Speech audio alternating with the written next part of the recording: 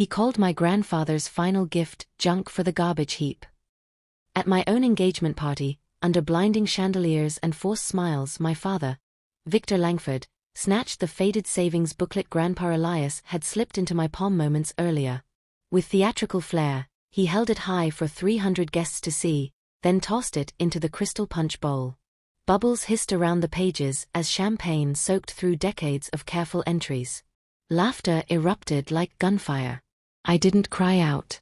Instead, I shoved my arm into the icy liquid up to the elbow, silk gown ruined, and rescued the dripping booklet.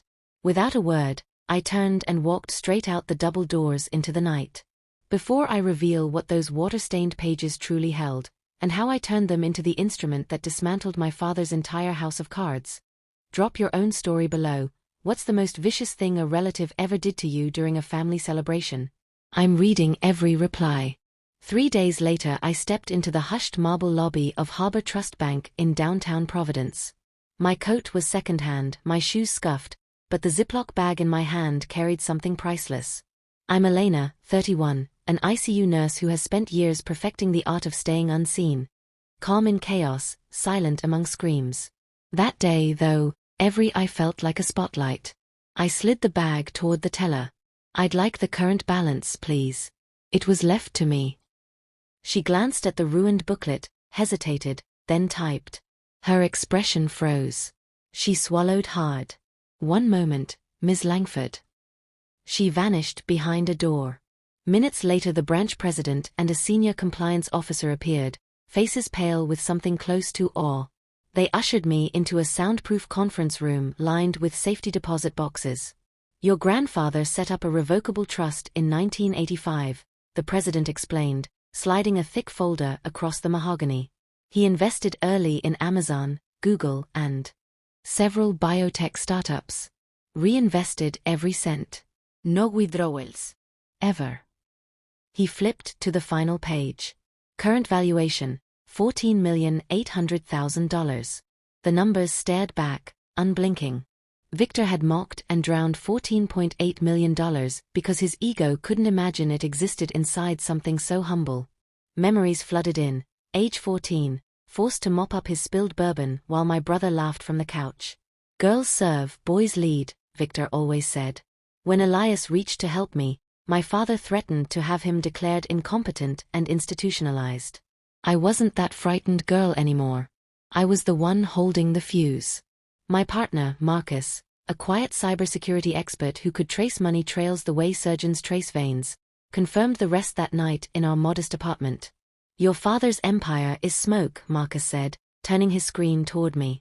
Multiple margin loans, circular transfers between ghost entities, a yacht that's technically repossessed. The SEC already has whispers. He's weeks from indictment. Then Victor called. He wanted the little seaside bungalow Elias had quietly deeded to me years ago, barely worth $400,000. Let me handle the sale, sweetheart, he cooed. I'll roll it into the Langford portfolio for real growth.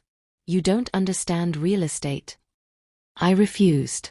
His tone shifted to venom, forged medical records proving Elias was senile, lawsuits for undue influence, bankruptcy through endless court dates. I let 36 hours of silence stretch like a noose. Then I called him back, voice small and shaking, the same tone he'd bullied for decades. Dad. I checked the bank. It wasn't nothing. It's almost 15 million. Silence. Then hunger. Don't talk to anyone. Bring everything to the Legacy Awards banquet Saturday night.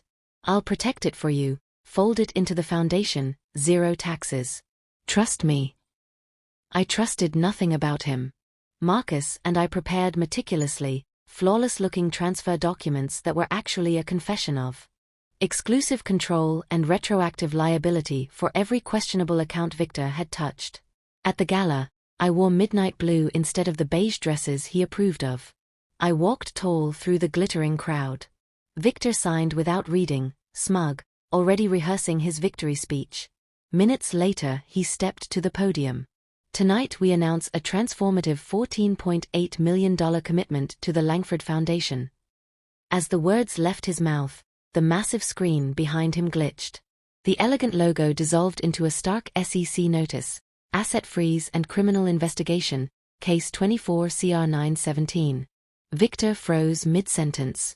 Federal agents moved in like shadows. Handcuffs clicked as cameras rolled. He screamed my name. I met his eyes without flinching. In the corridor afterward, my brother lunged in blind rage, a broken bottle in hand. Marcus disarmed him in seconds. The illusion shattered completely. Today the ocean breeze drifts through the open windows of my bungalow. I repainted the shutters, planted wildflowers, made it mine. Victor's empire is gone, seized, auctioned, erased. My brother accepted a deal: probation, restitution, nothing more. I burned the forged affidavit on the beach at dawn.